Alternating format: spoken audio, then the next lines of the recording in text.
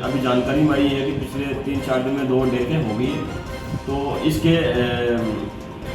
इसकी पुनरावृत्ति नहीं हो, किसी प्रकार की कोई अकाल मृत्यु किसी की डूबने से नहीं हो, इसके लिए पुणे जिला कलेक्टर महोदय से निवेदन किया जाएगा कि सिविल डिफेंस टीम के किसी सदस्य को परमानेंट गोताखोर के रूप में यह नियुक्ति कर दे। जैसे तीर्थ सरोवर पुष्कर में डूबने से होने वाले हादसों को रोकने के लिए प्रशासन से सतर्कता की मांग। 11 जून को निर्जला एकादशी के पर्व पर हजारों श्रद्धालु लगाएंगे आस्था की डुबकी, उससे पूर्व हो सुरक्षा के इंतजाम।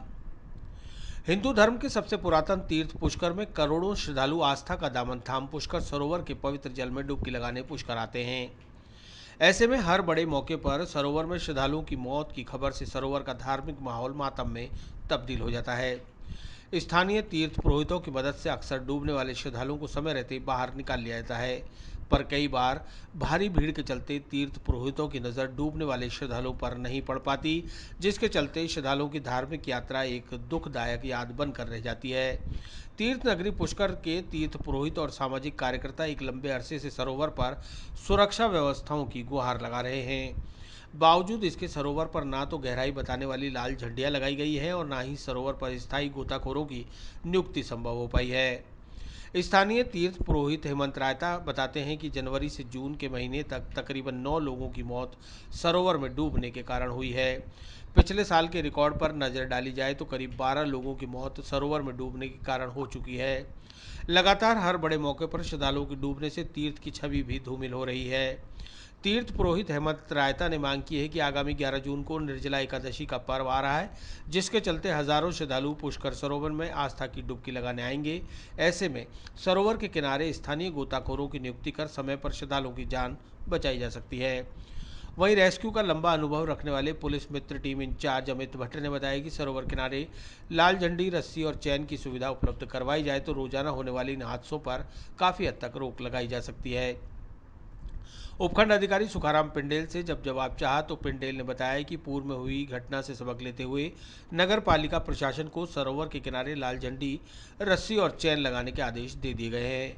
साथ ही जिला कलेक्टर को पत्र द्वारा सिविल डिफेंस या गोताखोरों की स्थायी नियुक्ति का पत्र भी प्रेषित किया गया है, जिससे इन घटनाओं की पुनरावृत्ति न हो।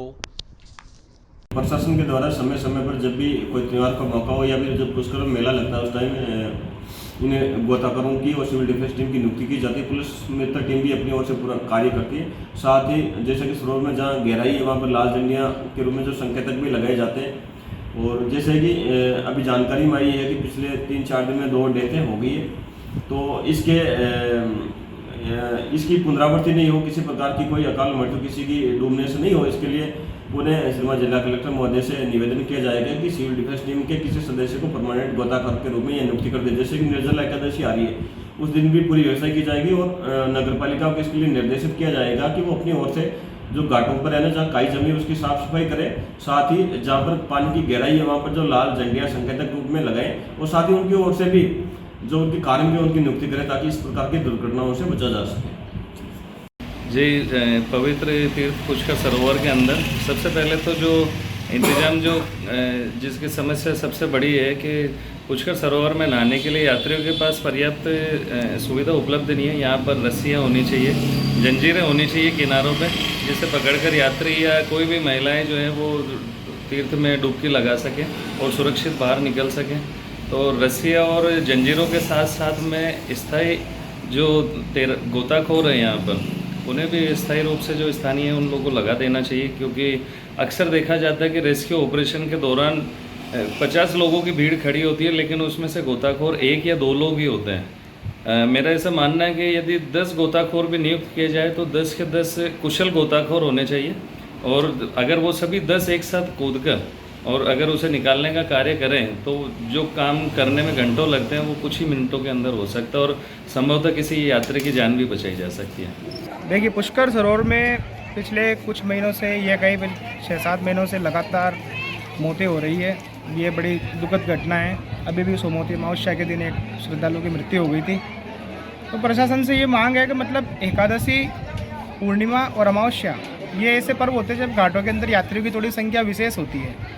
तो हम ये मांग करते हैं कि इस दौरान आप घाटों के अंदर स्थायी गोताखोरी की नियुक्ति कर देवें और घाट के अंदर जो बचाव के संसाधन हैं जैसे ट्यूब है, रस्सियाँ वगैरह है, लाइफ जैकेट है, ये आप उन जो डेंजर जोन वाले जो घाट है जहाँ पे डूबने की संभावनाएं हर समय बनी रहती है, वहाँ ऐसे संसाधन अगर आप अवेलेबल करा दें तो कम से कम समय रहते कोई तीर्थ पुरोहित या कोई दुकानदार या कोई भी यात्री, कोई अगर यात्री डूब रहा है तो उसको उस साधन से कम उसको बचा सके।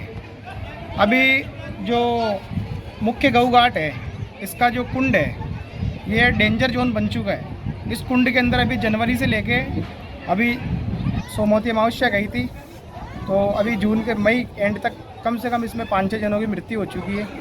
तो आज ही मैंने इस विषय में हमारे जो पुष्कर के थानाधिकारी जी है महावीर जी शर्मा, उनसे मैंने निवेदन किया था। परसों निर्जला एकादशी है, फिर घाटों में श्रद्धालुओं की भीड़ होगी, यात्री भारी मात्रा में आएंगे, स्नान करेंगे, फिर कोई हादसा न घटे इसकी तैयारियां हमें समय रहते कर लेनी चाहिए। ये जो कुंड है गऊ घाट का, यह तो इसमें स्नान का बिल्कुल ही प्रतिबंध लग जाए, इस पर कोई स्नान नहीं करे। और ये अगर स्नान करें तो इसमें यह तो टायर ट्यूब की व्यवस्था हो, रस्सियां बंधे, या फिर इसको चारों तरफ से कवर कर दिया जाए ताकि यात्रियों के डूबने की जो संभावना है वो कम से कम रहे।